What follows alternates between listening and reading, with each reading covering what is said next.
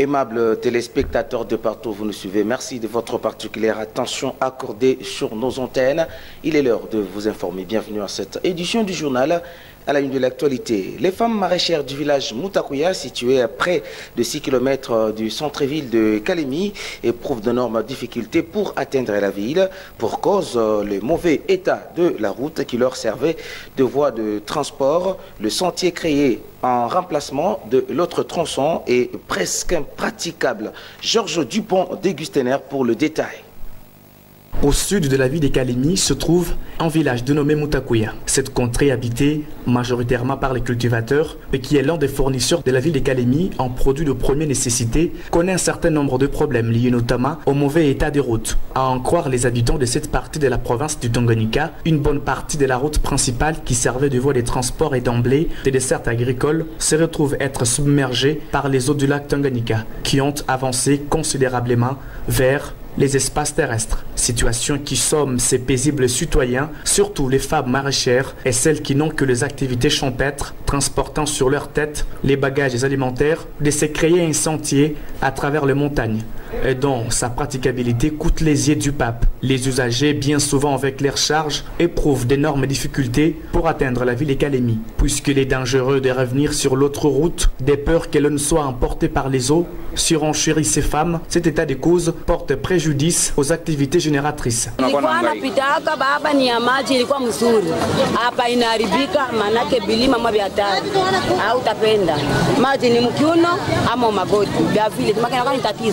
Hata si bazaifu atupata na tangisha kupea kwa kile kutakuja tunakufa na njaa.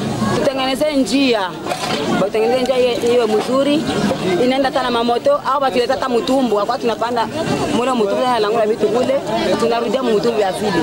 Kama watu kutengeneza njia tulete mtumbu tunateswa sana. Humu wenyewe tunakutanaga na njia ni mbaya, tunapanda bilima kufika Kutanganyika tunapigwa na masindika, vitu vinaenda na mai, hatuyapata conclusion mzuri akasema tutapata njia nzuri. Mwenye atatutengenezea ni nani? Naomba mtutengenezee njia, kama mtatuletea agence akwa tunapanda tunaenda kulangula biashara tunakuja kuteleka. Il est impérieux que les autorités compétentes s'impliquent afin de réhabiliter les différentes routes mobiles du développement. L'école primaire mixte Faradja, située au quartier Kataki 1 sur l'avenue Toumboué, se trouve dans l'état qui ne permet pas aux élèves d'étudier dans de bonnes conditions. Le directeur de cette école, Ignace Kisimba Mouteba, affirme que malgré toutes les recommandations formulées auprès des autorités, aucune réaction n'a jamais été faite. L'école primaire mixte Faradja, se situant au quartier Kataki, précisément sur l'avenue Toumboué, créée depuis août 2000, se trouve dans un état qui laisse à désirer. En effet, 3 salles de classe de cette institution d'enseignement de base se sont écroulées suite aux différentes pluies qui s'étaient abattues sur cet établissement scolaire depuis le mois de novembre dernier. Selon le directeur de la dite école, Ignace Kisimba Mouteta, toutes les réclamations en ce qui concerne la construction de cette école sont déjà parvenues aux différentes autorités concernées. Mais malheureusement, jusque-là, aucune réaction n'a été observée. Tout à fait. En tout cas, c'était le 27 novembre que nous avons connu cet accident. Ce jour-là, il y a eu vraiment une pluie torrentielle accompagnée de vents violents qui avaient vraiment dérangé nos murs de l'école de ce bâtiment que vous venez de voir ici. Et le bâtiment était tombé. Dieu merci, les enfants étaient dans leur place. Mais ils sont sortis sains sauf, nous glorifions le Bénin. Sinon, on allait enregistrer le cas de mort parmi nos enfants. En tant qu'administratif, la première des choses, c'est faire le rapport à la hiérarchie. J'ai donné mon rapport à mon chef et le gestionnaire. J'ai donné le rapport à la sous-division, à l'EMI 1. Et les autres, là, j'ai écrit officiellement. J'ai commencé par le Robert, qui est notre chef direct. Nous avons écrit presque par tous les bureaux qui cadrent avec l'enseignement. Monsieur le journaliste, je peux vous dire franchement que depuis qu'on a commencé avec les démarches, il n'y a aucune chose, rien ne se réalise encore. Nous ne nous fatiguons pas, nous continuons toujours avec les démarches puisque tout le monde a déjà reçu notre correspondance. Mais il n'y a pas encore de réaction jusque-là. Et surtout, nous avons déjà ouvert l'école depuis avant-hier, le lundi, comme prévu dans le calendrier scolaire. Vous voyez l'état un peu des bâtiments. Pour cette structure citoyenne qui lance un cri de secours quant à c'est, une intervention des autorités compétentes et des personnes de bonne volonté est attendue afin de permettre aux élèves de terminer l'année scolaire 2024 comme les autres enfants congolais. Arrivé là avant midi, mardi 9 janvier 2024, du commandant 22e région militaire, le général de brigade Edi Kapend, une première depuis sa prise de fonction devant tous les corps de l'armée à l'aéroport national de Kainda à Kalemi. Plus de détails dans ce reportage rendu par notre confrère de la presse militaire, Aristote Chitamba.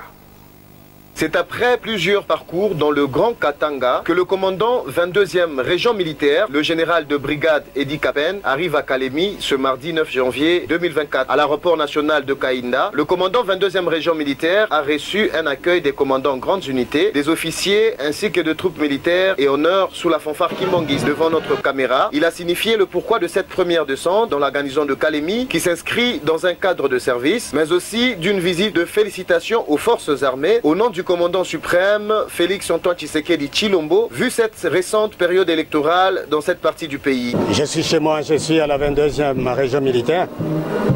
Donc je viens en visite de travail dans ma juridiction.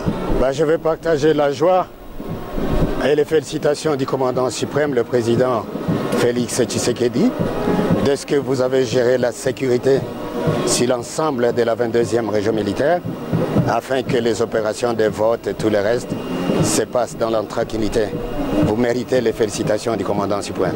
Le responsable de la 22e région militaire a de suite présenté des civilités auprès du gouverneur Julie Ngungwa Moyouma. La situation générale de la province était au centre de cette rencontre. Le commandant a présidé une réunion de mise au point à l'état-major 22e brigade de réaction rapide, réunissant toutes les unités de la place: discipline, apolitisme, loyauté, mission de l'armée, appartenance tribale, respect des institutions du pays, tels ont été l'essentiel de son adresse.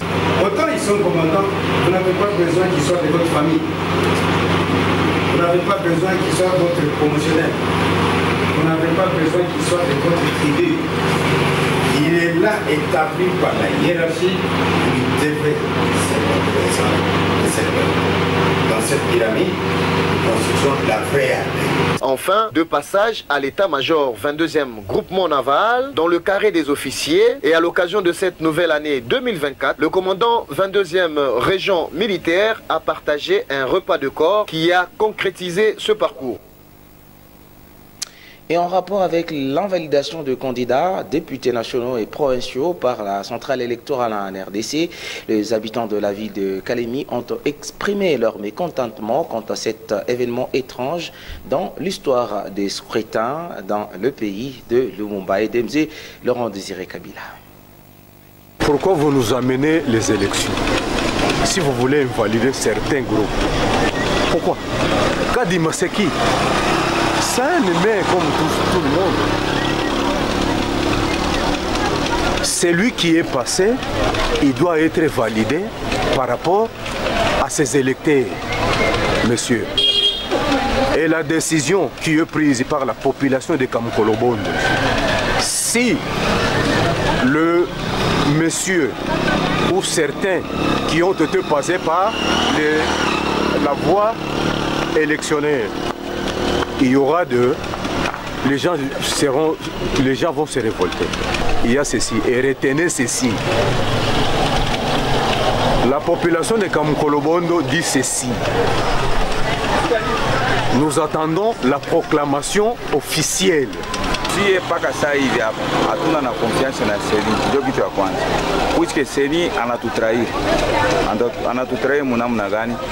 Ba député beshi tulivote mpaka saa hii haiko ndio bebeko proclamer. Shile inatuchukizwa sana. Kwa sababu italeta fuyo. Puisque hii ni fuyo, puisque mwenyeko ala base ya fuyo hii ni Seni, mais kenshi tunalia batafute batu benye bata verifier ma election kisi ilipitikana. Kama batafanya nzela mokuse kisi wanasemaka ba Kongomani ni sawa, batafute batu benye ba verifier le ma resultat. Kama kukua bale batangaze bale bana mérité kupita batangaze. Message yenye ko lancer ko population te la muke buima puisque leo seni ni nani sinjo tulivote na kama si tulivote population yote simame buima pour defuatilie kenye kilikuwa eli kibaki kuwa eli. Kinachokuwa mwanzo sherti kiwe na mwisho na kinachokuwa mwisho sherti kiwe na mwanzo. Bale ba député bien tulivote sie sa vile batoto ba mugini ndio banaweza kututetea, lakini banaenda kunibebea mtu kama anatoka kama ni wapi juu ya jina yake inafanana na kabila fulani, me wewe unaenda kutuchakulia wako juu uko kuseni. Seni ni nani? Komsa hivi tupoteze lakini tupate ukwaki. Na kama ile makuta inapotea vile inaenda ile, turudie tena la pili iende tu vile vile. Le président fédéral de l'Alliance de Congolais progressiste Papi Dounia s'indigne contre l'invalidation de son autorité morale, Jean-Tini Ngobila, par la CENI.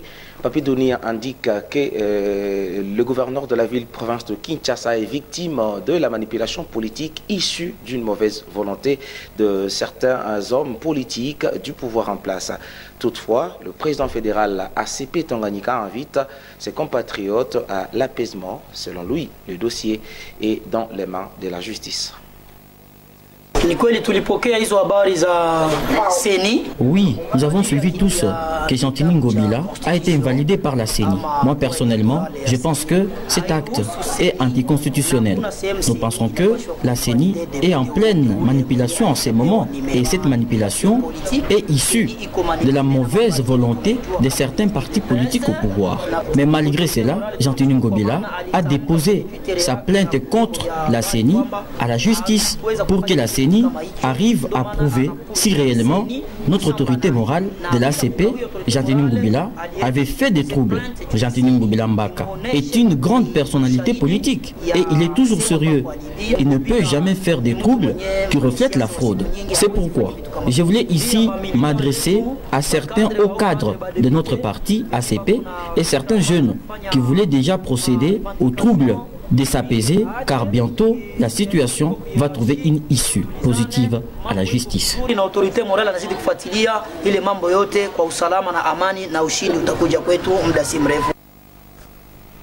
Et au regard de la confirmation de la victoire de Félix Tshisekedi à la présidentielle par la Cour constitutionnelle, le président fédéral de l'UDPS, Fédération urbaine de Kalemi, Bonheur Makelele, appelle le parti de l'opposition à travailler pour l'intérêt et le développement de la RDC et de la province du Tanganyika en particulier. Bonheur Makelele est au micro de Samuel Mwamba Ronstan.